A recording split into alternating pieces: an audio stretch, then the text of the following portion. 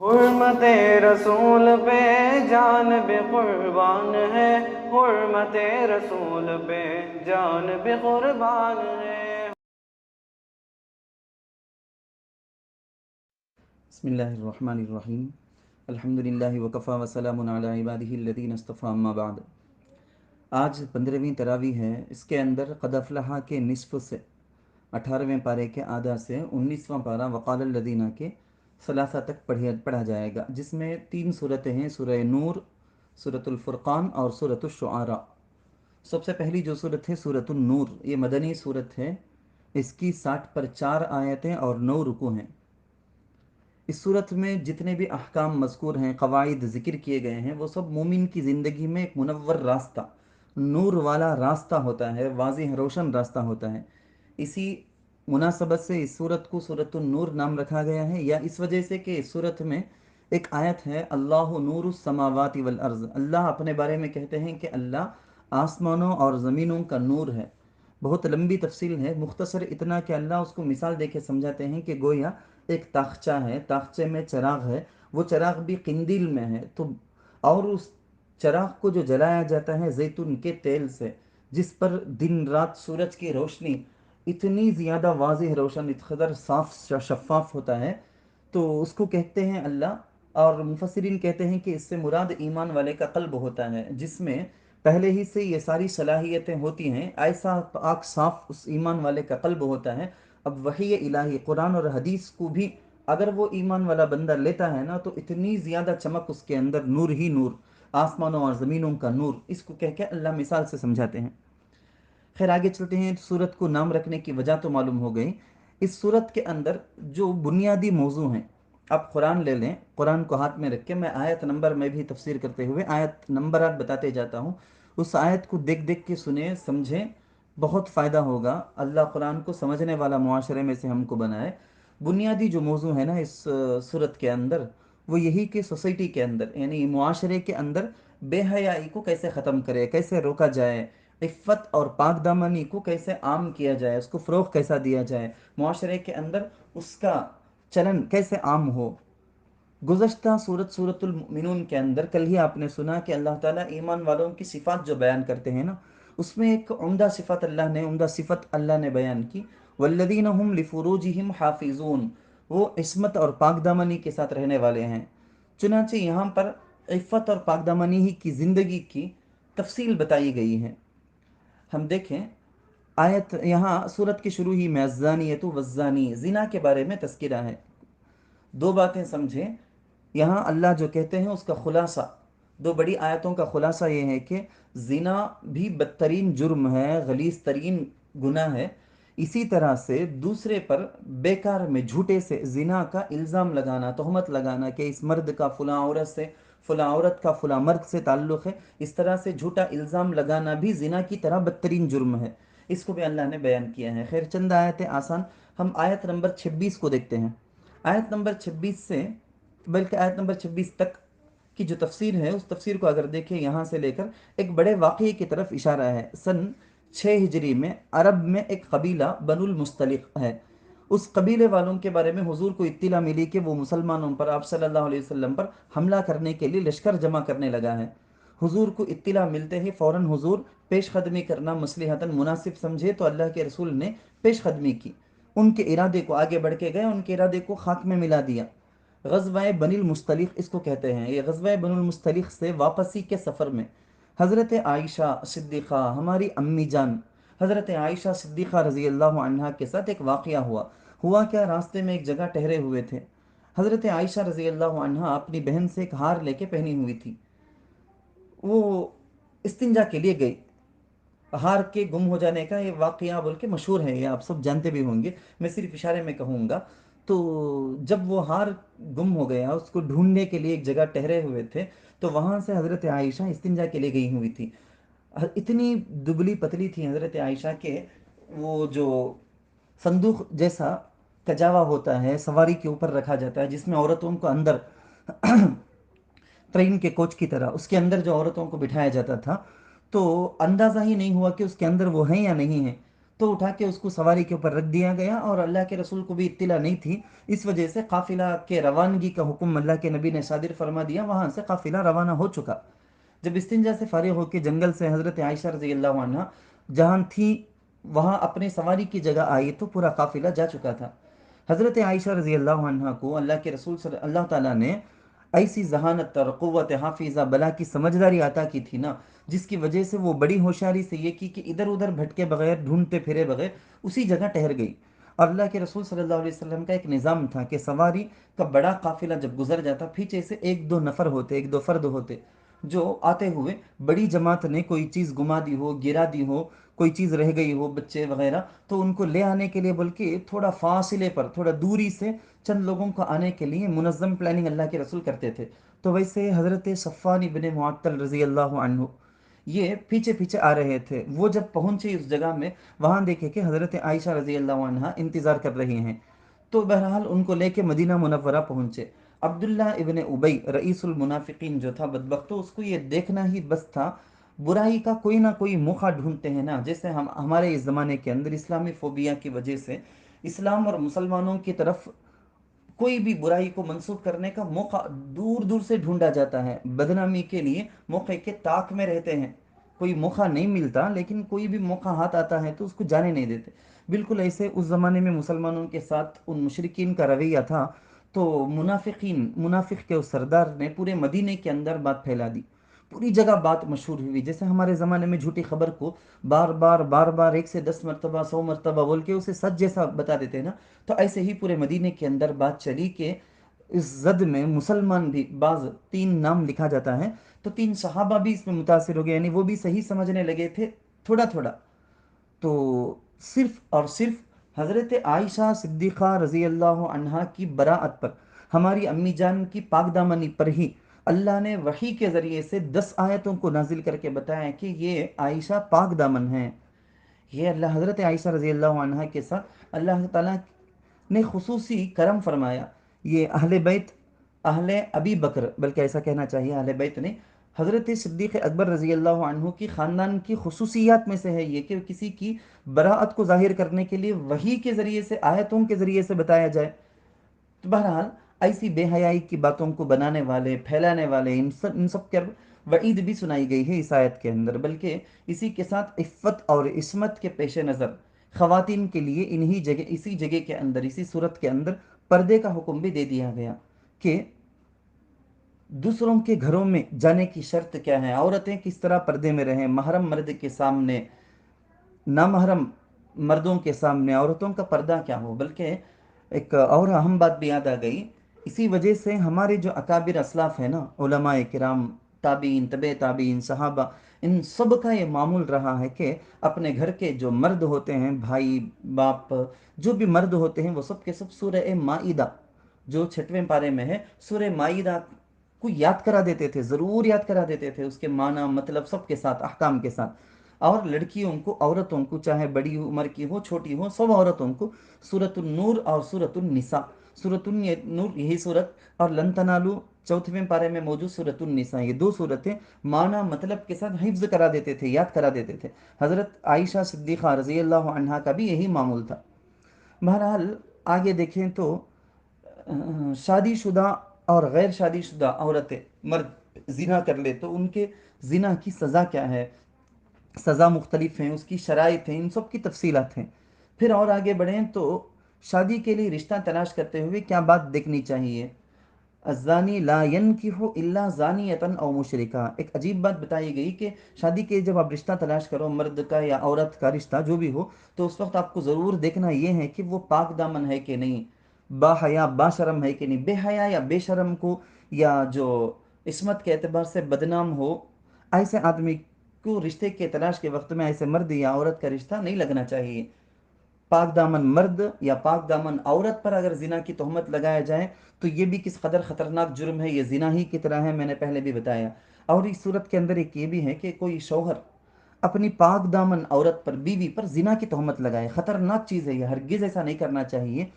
معاشرے کے اندر بڑا فساد اس کی وجہ سے آئے گا۔ لیکن اگر کوئی کر دیتا ہے تو اسلام کا جو حکم لعان کا ہے، लिआन के हुक्म के जारी करने के बाद मियाँ बीवी को जो जुदा कर दिया जाएगा, उन सब चीज़ों की तफसीलात भी यहाँ मौजूद हैं।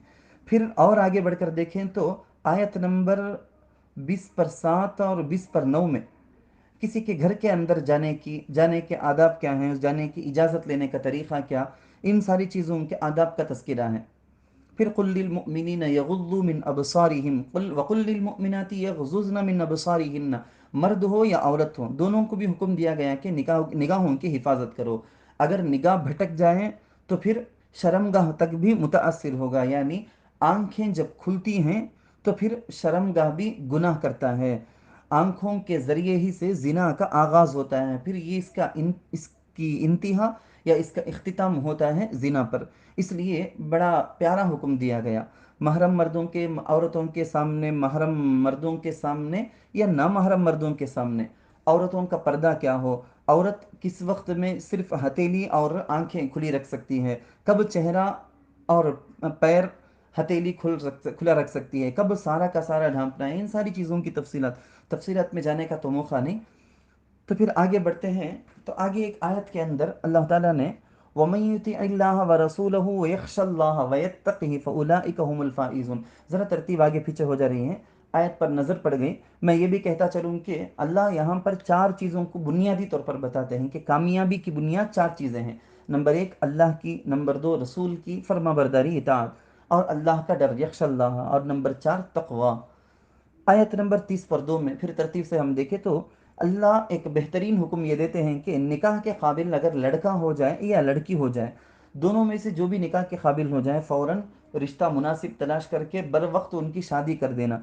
यही है ज़िना और बेहयाई को दुनिया से, मुआशरे से, सोसाइटी से ख़त्म करने का बड़ा ही मुअस्सिर कारआमद ज़रिया। ज़िना का दरवाज़ा आपको बंद करना हो तो बर वक्त निकाह करो, इसी से निकाह ज़िना का दरवाज़ा बंद होगा, निकाह ही के ज़रिए से। खैर आगे बढ़ते हैं, आयत नंबर 30 पर 3 और 30 पर 4 आप देख लें। वहाँ पर उस ज़माने में जब ग़ुलाम बांदी का रिवाज था, अब तो नहीं है पूरी दुनिया के अंदर, जिस ज़माने में रिवाज था ना, तो उस ज़माने के बारे में बोला गया कि अपनी बांदियों की भी बर वक्त मुनासिब वक्त में शादियाँ करवा दो, तभी बेहयाई से बचे रहेंगे। अगर वो तुम्हारी बांदियाँ बेहयाई का यानी ज़िना वगैरह का काम करके वो कमाई ले आके तुमको देते हैं तो ऐसा नहीं लेना चाहिए, बल्कि मुसलमानों को हदीस के अंदर मुस्तकिल बाब हैं कि बेहयाई का पेशा इख्तियार ही नहीं करना, ऐसे कोई भी नौकरी का कार कोई भी काम का ऐसा ज़रिया ही ना हो जो हराम पेशा हो या बेहयाई का पेशा हो। आयत नंबर 50 पर 8 आप देखें तो इस्लाम की पाकीज़ा तालीमात में से एक ये भी है कि खुद घर में रहने वाले लोग, हत्ता कि तुम्हारे अपने बच्चे भी तुम्हारे पास किसी भी वक्त में बगैर इजाज़त के रूम में, कमरे के अंदर, घर के अंदर आ जा सकते हैं, लेकिन 3 वक्तों को इनसे भी मुस्तस्ना कर दिया गया, यानी तुम्हारे बच्चे भी इन 3 वक्तों में बगैर इजाज़त के ना आए। मिन क़ब्लि सलातिल फ़ज्रि वहीन तदऊन थियाबकुम मिनज़ ज़हीरति व मिन बादि सलातिल इशा। 3 वक्त क्या, वो वक्त जबकि आदमी मर्द हो या औरत हो सोते हैं, नीम बरहना हो जाते हैं, अपने कपड़ों को ज़रा खुला रख लेते हैं, नीम बरहना हो जाते हैं, आधा नंगे हो जाते हैं ना, ऐसे वक्त में बगैर इजाज़त के खुद घर वालों को, खुद अपने बच्चों को भी आने का मौका ना दिया जाए, इजाज़त ना दी जाए। और आगे बढ़ के देखिए आयत नंबर 50 पर 9 में, हमारे समाज में ये सब आपको नया लगता होगा, लेकिन है यही सही इस्लामी इंसानी तालीम, इंसानी हिदायत के लिए, खैर खूबी के लिए बेहतरीन चीज़।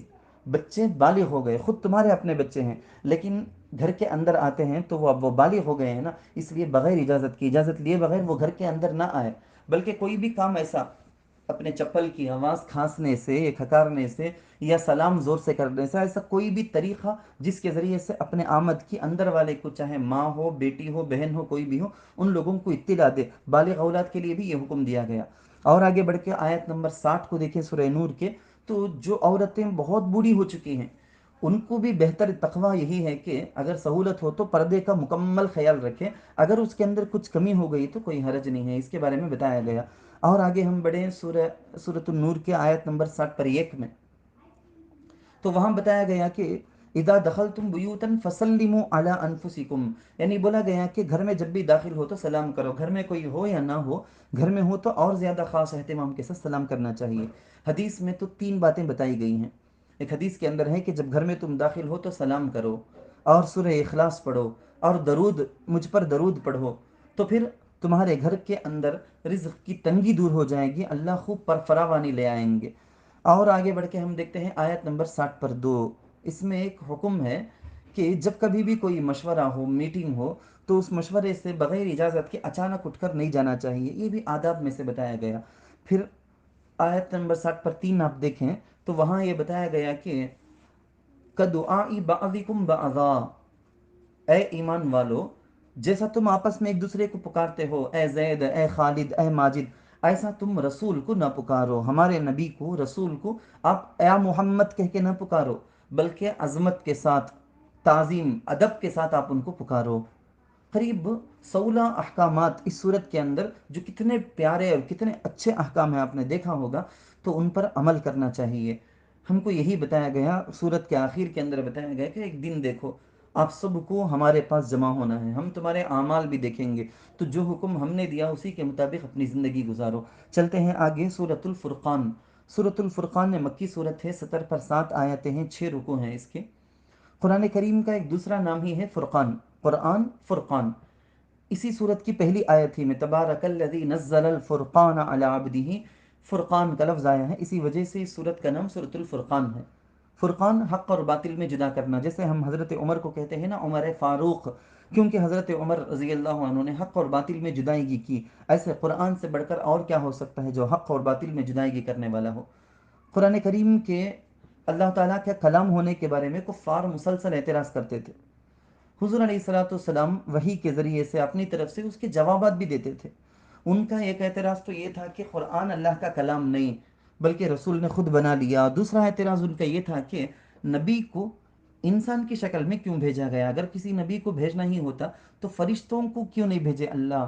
تو اللہ ایک خطرناک جواب آپ دیکھیں، پارہ نمبر 19 وقال الذین کے شروع میں آیت نمبر 20 پر 3 ہے، وہاں پر اللہ نے بتایا، بڑا زبردست جواب ہے. اللہ نے بتایا کہ فرشتوں کو دیکھنے کی تمنا ہے نا، آئیں گے ضرور، فرشتے آئیں گے تم لوگوں کے پاس اور آ کے تمہاری روح قبض کر لیں گے. جب دیکھ لینا فرشتے کو، جب تو تمہارا یہ حال ہوگا کہ ان سے دوری، حجرم محجورا، تب تو تم ان سے دوری کو طلب کرو گے، یہ فرشتے کیوں آئے، نہیں آنا چاہیے، ان سے ہم پناہ مانگتے ہیں، ایسا کرنے لگو گے. ارے احکامات سکھانا ہے، اس کے لیے تو فرشتے کو نہیں نبی کو بھیجیں گے. جان لینا ہے تو تب تو فرشتے کو بھیجیں گے. اللہ نے بڑے پیارے انداز سے سمجھایا. اور آگے بڑھ کے دیکھیں سورۃ الفرقان کی آیت نمبر 30 میں ہمارے پیارے آقا حضرت رسول کریم صلی اللہ علیہ وسلم قیامت میں اللہ کے سامنے عرض کریں گے، وقال الرسول یا ربی، اے رب، ان قومی، میری اس قوم نے اتخذوا هذا القرآن مہجورا، اس قرآن کو چھوڑ دیا ہے، اس قرآن کو چھوڑ بیٹھی ہے. مفسرین لکھتے ہیں کہ جیسا آپ کو لگتا ہے کہ یہ آیت کفار کے بارے میں ہے، بالکل اسی طرح سے اس آیت میں قوم سے مراد مسلمان بھی ہو سکتے ہیں. یعنی تم اور میں بھی، میں اور آپ بھی اگر قرآن سے منہ موڑ لے، پس پشت اس کو ڈال دیں گے، تو پھر نبی علیہ الصلوۃ والسلام کی شفاعت اور سفارش جس کے بل بوتے، جس کے امید پہ ہم ہیں، اس کے بجائے قیامت میں اللہ کے نبی علیہ الصلوۃ والسلام کی ہمارے حق میں شکایت ہو جائے، نبی شکایت کرنے لگے، تو پھر سفارش کرنے والا کون ہوگا ہمارے لیے؟ آپ ذرا اس کے بارے میں تفصیل بتاتا ہوں، اس کو بھی سنیں، دوسروں تک پہنچائیں. علامہ ابن قیم رحمۃ اللہ علیہ بہت بڑے علامہ ہیں، وہ فرماتے ہیں کہ ہجران قرآن، قرآن کو ترک کرنے کی، چھوڑ دینے کی کئی صورتیں ہیں. ایک صورت تو یہ ہے کہ قرآن پر ایمان نہیں لانا، قرآن کو نہ سننا. نمبر 2، قرآن پر ایمان تو ہو، اس کی قرات بھی ہو، اس کو پڑھتا بھی ہو، مگر قرآن پر عمل نہ کرتا ہو، یہ بھی قرآن کو چھوڑنے کی ایک صورت ہے. نمبر 3 انہوں نے بتایا کہ بھائی قرآن کو مانتا بھی ہے، قرآن پر یعنی ایمان بھی ہے، پڑھتا بھی ہے، سنتا بھی ہے، سب کچھ ہے، عمل بھی ہے، لیکن کبھی اپنی زندگی میں کوئی معاملہ ہو جاتا ہے، جھگڑا ہو جاتا ہے، تو قرآن کے فیصلے پر نہیں چلتا، قرآن کو حکم نہیں بناتا. نمبر 4 یہ بتایا گیا ہے سب کچھ ہے لیکن قرآن کے معانی میں غور و فکر نہیں کرتا، یہ بھی قرآن کو ترک کرنے کی ایک صورت. بہت سے ہیں حفاظ ہیں، حافظ یا حافظہ ہیں، لیکن وہ آگے چل کر عالم بنتے ہوئے قرآن کے معنی کو سمجھنے کی فکر نہیں کرتے ہیں، تو ان کے لیے بھی یہ بتایا گیا کہ غور و فکر کرو. اور سب سے آخر میں ایک حکم یہ بھی بتایا گیا کہ اس انسان قرآن کو رکھ کر اپنے دل کی جو بیماریاں ہیں، قلبی جو امراض ہیں، اس کے دور کرنے میں قرآن کو شفا اور دوا نہ بنائے، تو یہ بھی ہجران قرآن ہی کی ایک صورت قرآن کے اندر بتایا گیا. حضرت علامہ ابن قیم لکھتے ہیں. پھر آگے چل کر ہم دیکھیں آیت نمبر 60 پر 2، 60 پر 2 تک بھی اپنی قدرت اور وحدانیت کی مختلف دلیلوں کو اللہ نے سمجھایا ہے. ایک آیت ہے سورت کے آخر میں، وعباد الرحمن الذین یمشون علی الارض ہونا واذا خاطبهم الجاہلون قالوا سلاما۔ یہاں میں ایک بہت شارٹ اینڈ سویٹ انداز سے، اختصار کے ساتھ اور پیارے انداز سے میں آپ کو بتاؤں گا، آیت نمبر 60 پر 3 سے، عباد الرحمن، رحمان کے اچھے بندے، ان لوگوں کی 13 صفتوں کو اللہ نے بیان کیا۔ کیا ہیں وہ صفتیں؟ یمشون علی الارض ہونا، کہ ان کے پاس تواضع ہوتا ہے، عاجزی ہوتی ہے، تکبر، فخر نہیں۔ نمبر 2، خاطبہم الجاہلون قالوا سلاما۔ میں آیت پڑھ پڑھ کر بولنے کے بجائے آپ دیکھیں والذین والذین والذین کر کے آتا جائے گا، وہ نمبر، اس میں آپ نمبر سمجھتے جائیں، ایک ایک نمبر ہے۔ یہ عباد الرحمن وہ ہوتے ہیں جاہلوں سے ان کا سامنا ہوتا ہے، منہ نہیں لگاتے، ان سے جھگڑا نہیں کرتے وہ۔ نمبر 3، راتوں میں وہ نمازیں پڑھتے ہیں، عبادتیں کرتے ہیں۔ نمبر 4، جہنم کے عذاب کا ان کو یہ دلوں میں خوف ہوتا ہے۔ نمبر 5، جب خرچ کرتے ہیں، لا انفقوا لم یسرفوا ولم یقتروا، خرچ کرتے ہیں تو اس کے اندر میانہ روی، ضرورت کے بقدر، ضرورت سے بڑھ کر بھی خرچ نہیں، ضرورت کی چیز بھی لیے بغیر کنجوسی کرنا، تو بخالت بھی نہیں، فضول خرچی بھی نہیں، دونوں کے بیچ میں وہ ہوتے ہیں۔ نمبر 6، شرک سے مکمل اجتناب کرتے ہیں۔ نمبر 7، وہ ناحق کسی کو قتل نہیں کرتے۔ نمبر 8، عباد الرحمن وہ ہیں جو زنا اور بدکاری سے بچتے ہیں۔ نمبر 9، عباد الرحمن وہ ہیں جو جھوٹی گواہی سے بچتے ہیں۔ نمبر 10، وہ لغو، گانے بجانے سے اور ایسی مجلسوں میں بیٹھنے سے جانے سے بھی بچتے ہیں۔ کسی ہوٹل میں چلے گئے، وہاں پر میوزک ہے، کسی ایسی جگہ میں جہاں پر میوزک، شور، ہنگامہ ہے، فلمیں ہیں، گانے ہیں، ایسی جگہوں سے بھی وہ بچتے ہیں۔ والذین اذا ذکروا بآیات ربہم، خیر۔ نمبر 11 کیا؟ اللہ تعالیٰ کی کتاب وہ سنتے ہیں نا تو ان کے دل میں بڑا اثر ہوتا ہے، ان کا دل متاثر ہو جاتا ہے۔ عباد الرحمن وہ ہیں۔ نمبر 12، وہ ہمیشہ نیک شوہر یا نیک بیوی اور نیک بچوں کے لیے اللہ تعالیٰ سے دعائیں کرتے رہتے ہیں۔ نمبر 13، وہ اپنے بارے میں یہ دعا کرتے ہیں کہ یا اللہ ہمیں ہادی بھی بنا، مہدی بھی بنا، ہمیشہ راہ راست پر جمے رہنے والے، دوسروں کو رہنمائی کرنے والے بنا، للمتقین اماما، متقین کے لیے ہم کو امام بنا۔ ایسی پیاری دعائیں وہ کرتے ہیں۔ اللہ تعالیٰ سے دعا ہے کہ اللہ ہمیں بھی عباد الرحمن میں شامل فرمائے، آمین۔ اس کے بعد نمبر 3 ہے آج کی تفسیر کی سورۃ الشعراء۔ یہ سورہ مکی ہے، اس کی 220 پر 7 آیتیں ہیں اور 11 رکوع ہیں۔ مکۃ المکرمہ کے ہر قبیلے کو اپنی شاعری پر بڑا فخر تھا، شعر و شاعری کا بڑا زور تھا۔ حضور صلی اللہ علیہ وسلم سے جب انہوں نے قرآن کو سنا، معجز، فصیح اور بلیغ، تو اس قرآن کی فصاحت اور بلاغت سے سرگرداں، حیران و پریشان ہو گئے۔ کہنے لگے کہ نہیں نہیں نہیں، یہ نہیں ہو سکتا، محمد تو کوئی کاہن ہے، یعنی جو جوسیم بتانے والے ہوتے ہیں نا، یعنی مستقبل کے بارے میں بتانے والے، تو ایسا کوئی کاہن ہے، محمد ساحر ہیں، جادوگر ہیں۔ اس طرح سے بہت سارے لوگ، بہت ساری باتیں وہ کہنے لگے، قرآن کو اللہ کا کلام نہیں مان رہے تھے۔ اللہ نے بتایا کہ ارے یہ شعر و شاعری کہاں، قرآن کا کوئی مناسبت نہیں آپس میں۔ چنانچہ اس صورت کے اخیر کی آیتوں میں اللہ وَالشُّعَرَاءُ يَتَّبِعُهُمُ الْغَاوُونَ، اللہ نے شعراء کے بارے میں بتایا کہ شعراء کی حقیقت کیا ہے، یہ تو بدبخت ہیں، گمراہی کی طرف جانے والے، الا ماشاء اللہ۔ تو اللہ نے بیان فرما دی کہ شعر اور قرآن، شعر اس کی وجہ سے گمراہیوں میں لوگ پڑے ہیں، قرآن جو ہدایت کا بڑا مؤثر ذریعہ ہے، ان دونوں میں بڑا فرق ہے، کوئی مناسبت نہیں۔ اس قرآن کو شعر و شاعری ہرگز نہ کہو۔ آگے ہم دیکھیں تو کیا ہے، مختلف پیغمبروں کا، تقریباً 7 پیغمبروں کے واقعات مذکور ہیں۔ آیت نمبر 10 سے آپ نوٹ کرتے جائیں، ہاتھ میں قرآن لے لیں، آیت نمبر 10 سورۃ الشعراء کی دیکھیں۔ وَإِذْ نَادَى رَبُّكَ مُوسَىٰ أَنِ ائْتِ الْقَوْمَ الظَّالِمِينَ۔ سب سے پہلے حضرت موسیٰ علیہ السلام کا قصہ ہے، ذرا تفصیل ہی سے ہے کہ حضرت موسیٰ علیہ السلام کون، کیا بات کیے، فرعون سے کیا ہم کلامی ہوئی، کب انجانے میں حضرت موسیٰ علیہ السلام نے ایک زوردار تماچا مارا، خالی تماچے ہی سے وہ آدمی سامنے والا مر بھی گیا۔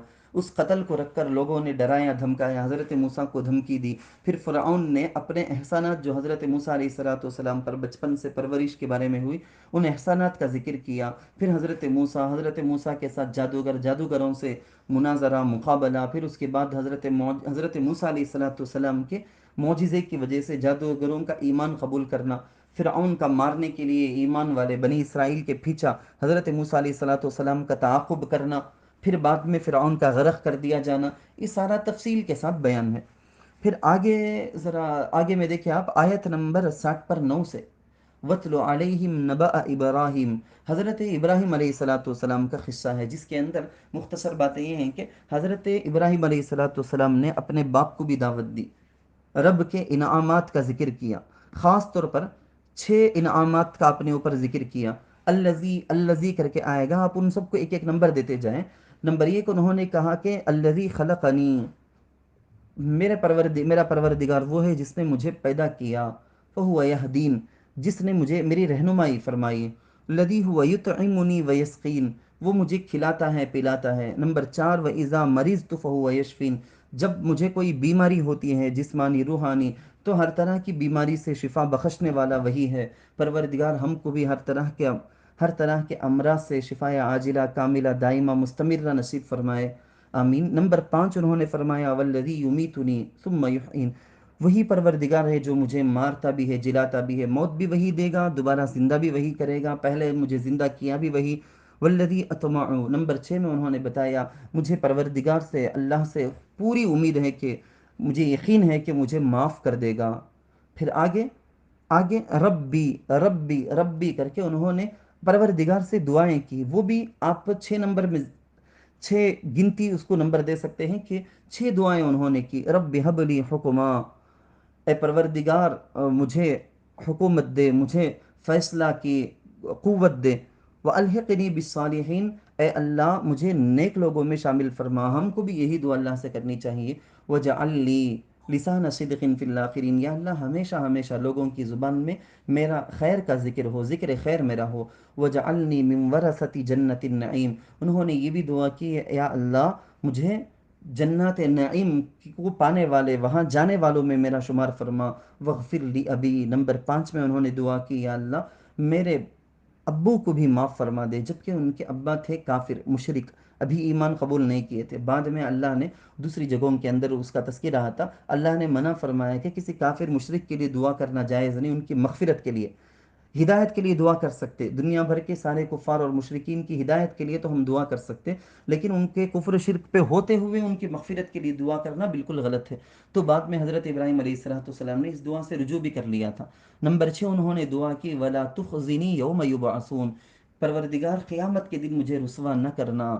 درمیان میں چند اہم باتوں کا بھی تذکرہ ہے، مثال کے طور پر یہ ہے کہ یوم لا ينفع مال ولا بنون الا من اتى اللہ بقلب سلیم، قلب سلیم کیا، قیامت میں قلب سلیم ہی سے فائدہ ہوگا۔ دل کے اندر کینہ بغض عداوت کسی قسم کی کوئی غلاظت کسی ایمان والے کے بارے میں ہرگز ہرگز ہرگز نہ ہو۔ اپنے دلوں کو اسی رمضان میں صاف کر لو، اس کا تذکرہ آیا ہے۔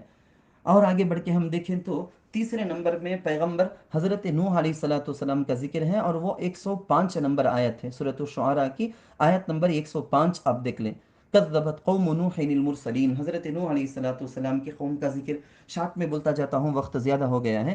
آیت نمبر 120 پر 3 نکال لیں، آیت نمبر 120 پر 3 میں حضرت ہود علیہ الصلوۃ والسلام کا ذکر ہے، جو قوم عاد کی طرف نبی بنا کر بھیجے گئے تھے۔ کذبت عاد المرسلین اذ قال لهم اخوهم ہود الا تتقون۔ پھر نکال لیں آیت نمبر 140 پر 1 میں حضرت صالح علیہ الصلوۃ والسلام، کذبت ثمود المرسلین اذ قال لهم اخوهم صالح الا تتقون، قوم سمود کی طرف جن کو نبی بنا کر بھیجا گیا، اس صالح علیہ الصلوۃ والسلام کا تذکرہ ہے۔ پھر آیت نمبر 160 سے حضرت لوط علیہ الصلوۃ والسلام کا ذکر، کذبت قوم لوط المرسلین اذ قال لهم اخوهم لوط الا تتقون، تو وہاں ان کا حضرت لوط علیہ الصلوۃ والسلام کا ذکر۔ اور آگے ذرا دیکھیں آیت نمبر 170 پر 6، آیت نمبر 170 پر 6 سے حضرت شعیب علیہ الصلوۃ والسلام کا ذکر ہے۔ کذب اصحاب الایکۃ المرسلین اذ قال لهم شعیب الا تتقون۔ آپ دیکھیں تقریباً 7 پیغمبروں کا ترتیب وار ذکر ہوتا گیا، حضرت موسیٰ کا، حضرت نوح، حضرت موسیٰ کا، حضرت ابراہیم کا، حضرت نوح کا، حضرت ہود کا، حضرت صالح کا، حضرت لوط اور حضرت شعیب علیہ الصلاۃ والسلام۔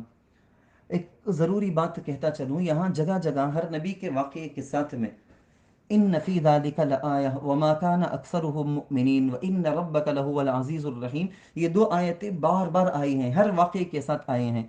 क्या माना है इसका?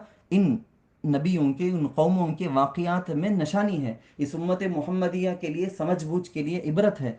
वमा काना अक्सरुहुम मुमिनीन, लेकिन इसको रखकर समझना चंद ही लोग समझते हैं, अल्लाह की इस नसीहत को कबूल करते हैं। व इन रब्बका लहुवा अल अज़ीज़ु, गालिब भी है, रहीम परवरदिगार अगर पकड़ने में आ जाए तो अजीज़, बख्शने में आ जाए तो रहीम, दो भी है। मुआमला अल्लाह से रहमत का लेना वो हमारे हाथों में है।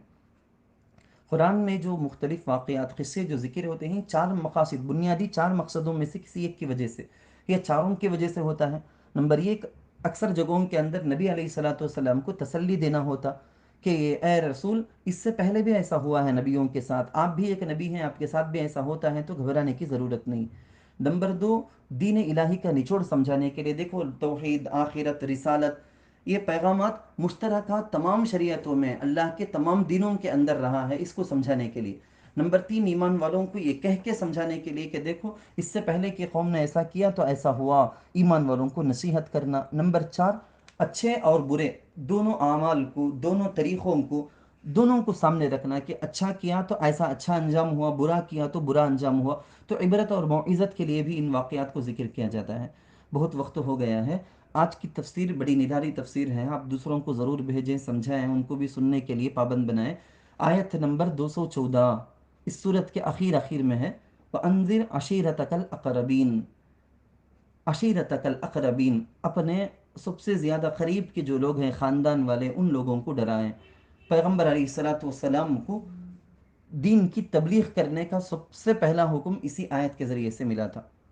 जैसा कि मैं पहले भी बार बार बताया हूँ कि हज़रत इब्राहीम अलैहिस्सलाम को ले लो, हमारे प्यारे आका हज़रत मोहम्मद मुस्तफ़ा सल्लल्लाहु अलैहि वसल्लम को ले लो, हज़रत नूह अलैहिस्सलाम को लो, सारे नबियों ने तबलीग का आगाज़ जो किया अपने घर वालों से, अपने घर के लोगों से, बाप से, रिश्तेदारों से, ख़ानदान से, वहीं से किया है। अल्लाह ताला हम सबको समझ की तौफ़ीक़ नसीब फरमाए, आमीन।